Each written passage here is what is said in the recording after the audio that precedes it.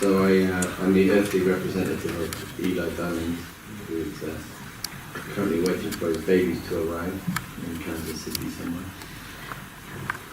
And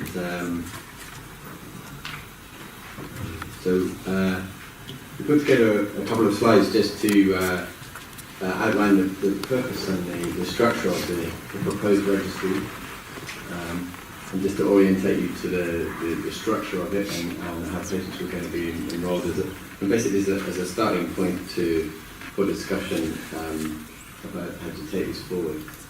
So just the overview, I'm going to describe the aims and then some outline of the registry structure. So one of the key aims, I think, is to define or get closer to defining the incidence of ECD and the pattern of disease in as wide a number of patients as we can.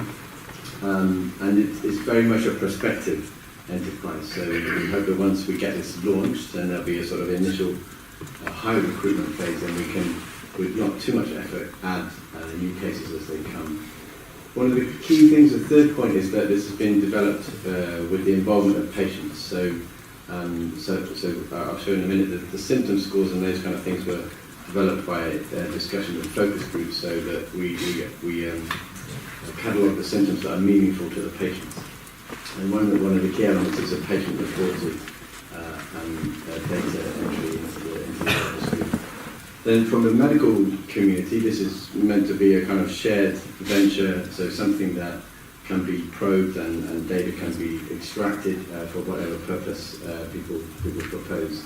And importantly, as we go forward into the new therapeutic area, we want to be able to have baseline data so we can justify clinical trials and design the right endpoints and target the right patients. So initially, this is very much led by MSK, partly because they have most of the money. So they are creating a database that can be housed there, but it's going to be web access so that anyone can log into it. And we're kind of the first pilot site, I guess, outside North America, where we're going to be able to have a foothold in UK and I hope in potentially the rest of Europe as time goes on. So the aim would be to open this to as many other sites and nations who wish to participate. And this is the structure of it. So there are several elements. There's obviously the key part is the clinical data, and we've adopted this software designed by RedCap, which is a web-based thing. Eli was telling me he really likes the structure of it. It's very flexible and adaptable. So the physician will report to the two main centres where the data managers will enter the data derived from the clinical records into that part of the thing. And then this really unique thing is the patient-reported data, where patients will have access through a username and a password to be able to go to the website and enter their own reported data. And I'll show you in more detail the fields that are envisaged for that. We hope to archive a lot of the imaging, so there'll be a dedicated research PACS system housed at MSK that will capture those images.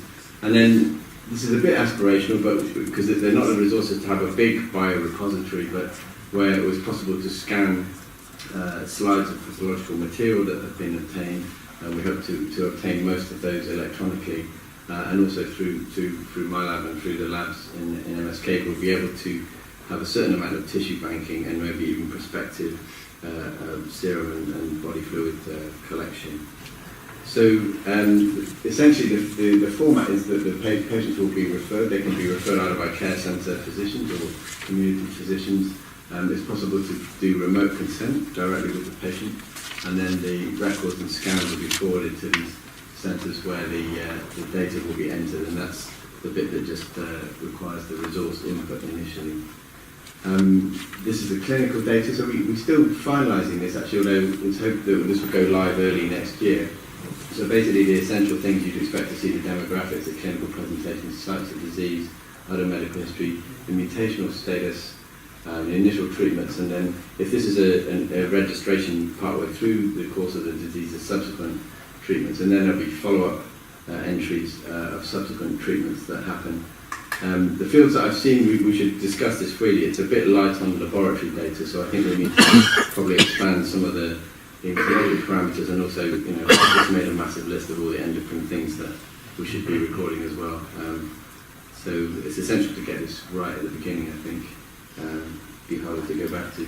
And then the patient reported data. This is really Eli's baby. So he had some of this was discussed at the last meeting with some focus groups. The fields that have been honed down are currently being piloted in the MSK cobimetinib trial. And there are a number of symptom scores and clinical scales that are being used here. They're listed down here. So one of the key things is that from the MD, the MDASI and the Pro CTCAE, the patients have honed down the symptoms that are relevant to them. So there's an ECD specific component to this. Other things you'll be familiar with that are also important: the financial burden, the sickness behaviour scale was already mentioned, which correlates with inflammatory markers, cognitive FACT score, which is also one of Eli's main interests, and then also information about healthcare provision and caregiver burden scales, and these are all validated in other settings. So we hope to capture as much imaging data as possible with this dedicated PACS system. And in a sort of two-way exchange, I think there's been some development of how to do the best kind of MRI scan. We also heard about cardiac scanning, so we'll be able to share protocols around the community to help kind of make the standards a bit more uniform, perhaps. Pathology slides, we have the ability to archive digital images in Newcastle and same in MSK, so we hope to be able to capture high resolution images of slides that have been taken. And as I said, the biobank is a bit aspirational. I don't think this is going to cover all the patients, but where we have individual resources available to store this, we will do that as much as we can. And then finally, this is it's a resource for the community here. It's not a private research enterprise by any means. We hope that as many people who are interested will join in, and there'll be a simple process of applying to obtain data to take studies forward, and I think that is the last slide, so thank you.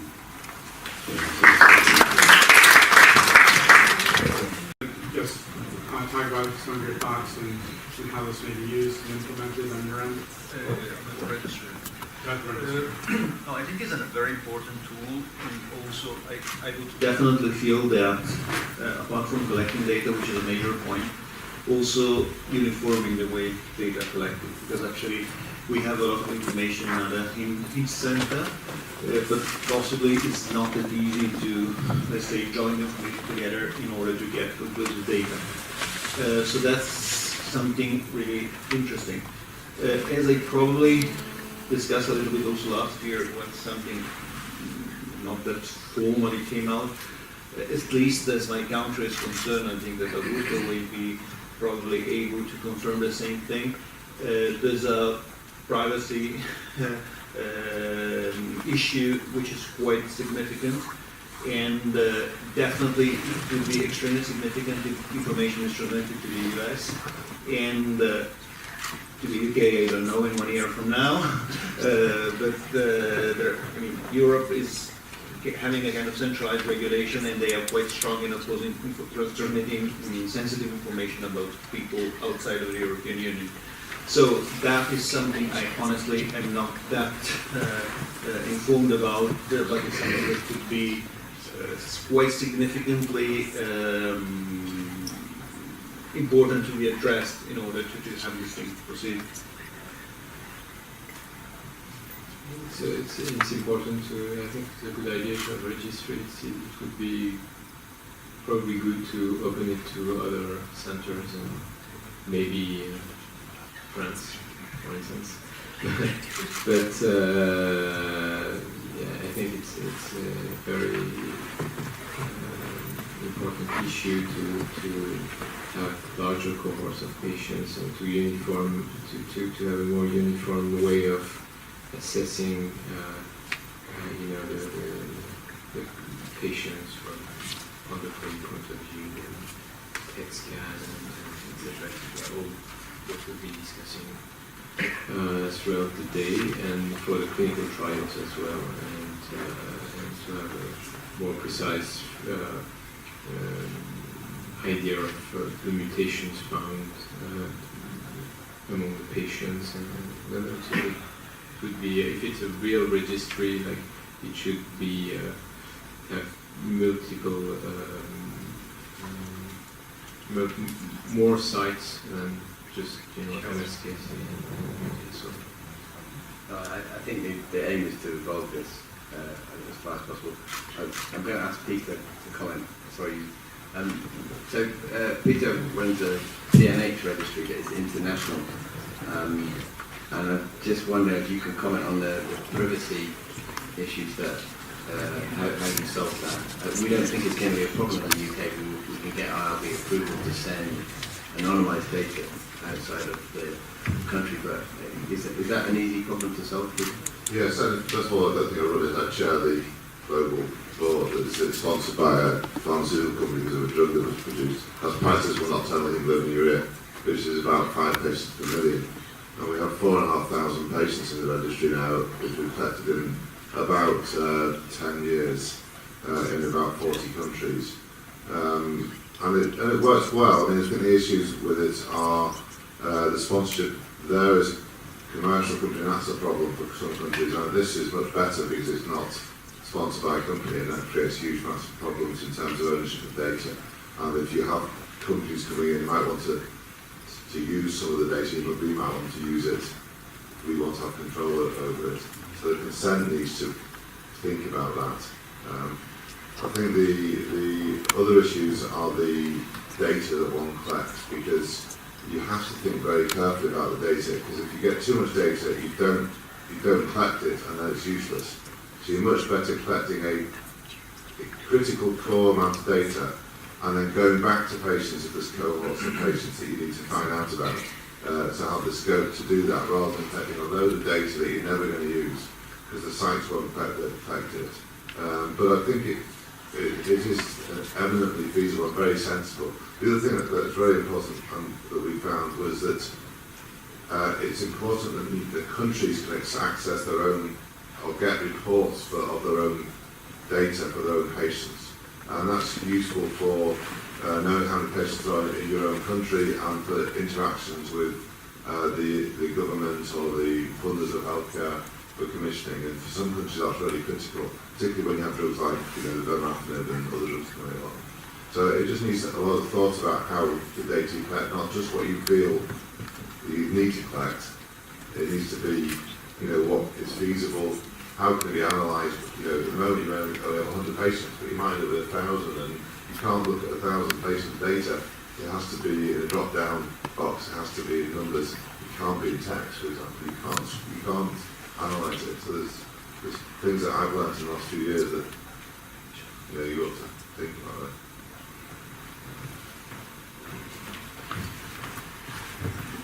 We're going through a similar process at our institution, and some of the audience here may know there's something called TransferLink, which is an ASCO initiative to develop this rapid learning system connecting multiple EMRs. So I'm getting a rapid education on this type of things, and I agree with a lot of what you're saying. You run, so I don't know about the platform you're using, but things to understand is how you enter the data. Is this natural language type of things like histories, or you're having somebody manually entering things in each field?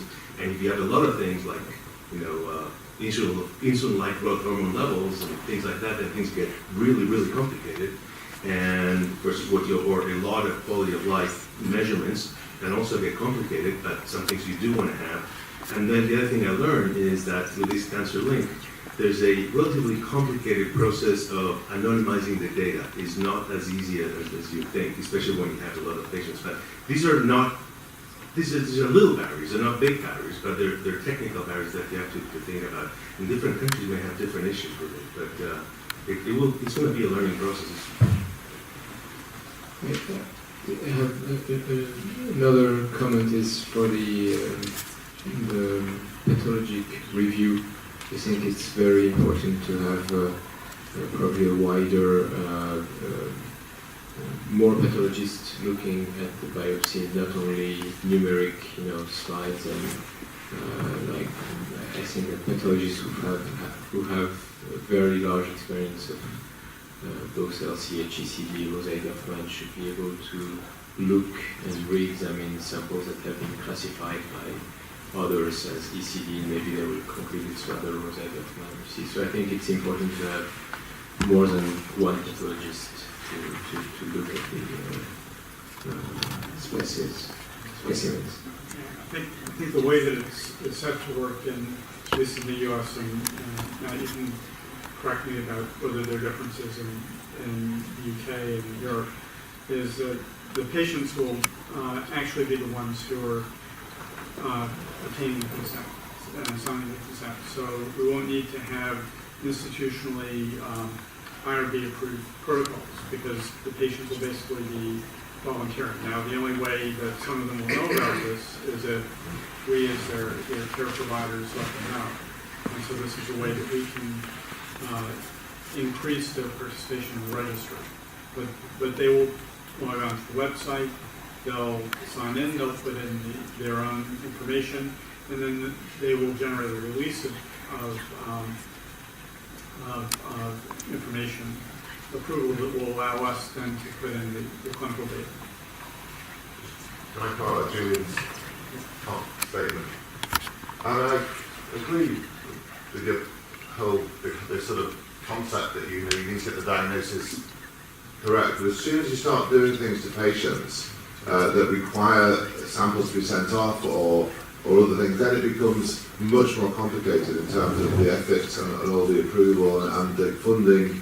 So that sort of project that you describe is what I would consider as a sub-project within the registry. So you have a registry with all the key bits of information, and then when you've got it going, you say, okay, we're going to look at 200 patients and see if the diagnosis is accurate, and you can do that in a sub-study.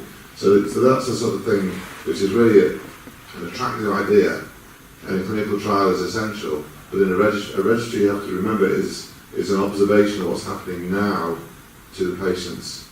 You're not influencing their treatment. You might, we hope in the future it will, but you can't, if you go out if you're too ambitious to start with, it won't work.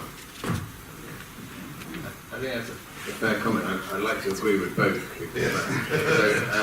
I think digitising the images is one way that we can get a lot of information that can be easily probed, say by an expert like Jean-Pascal. If he decides, okay, let's review every case that's been diagnosed and see if it really is the thing. But I also agree with Peter that it is aspirational to buy a bank and have samples available. That's we can't afford that at the moment. So the first is to identify the patients, a really comprehensive analysis of their symptoms, how they've been treated, what's happening to them, and then at least we know who they are. So we can probe it and do those other studies. I think so. But I think having a path slide digitised on every patient would be a big step forward. And one of the things in the UK I find is that we need to educate our own pathologists to be experts, and they can't do that if they have 2 cases every 10 years. Whereas if they could go to this resource and see all the cases in the world, this will help, and it may help also develop diagnostic testing. So PO has been mentioned, it's not a standard of care, but that's the kind of thing where it's a good using material to develop those tests. I think that there are a lot of potential advantages to this kind of registry. Even without having a dedicated biobank at this point, you could collect data regarding what specimens are available. That in our center we have an IRB approved protocol that allows us to collect a wide variety of clinical samples. We could have those listed in the repository so that if someone has a really great idea and they say, we need 100 plasma specimens, are there 100 plasma specimens listed in the registry, you may be able to obtain them that way and know what's available for person-controlled studies. So I think this really does have the potential to have great benefit for the community, and I think also as we start to use it, we as a community will know whether or not we're putting in too many or too few fields, and should be able to process that in an iterative fashion to really make the registry better. Yeah, they're all good points. I think we were attracted to RedCap because it's been in this setting before, you know, across all this, the capture data anonymously, and it is modifiable. You don't have to set your target and then stick to it. You can adapt it as you go. So I think we're hoping to try to get back closer to schedule and to limit the panel discussion a little bit, so we just have 1 or 2 minutes left. Is there anyone who has a question or a comment about the registry? So in that case, I think we'll close and move on to the next panel discussion.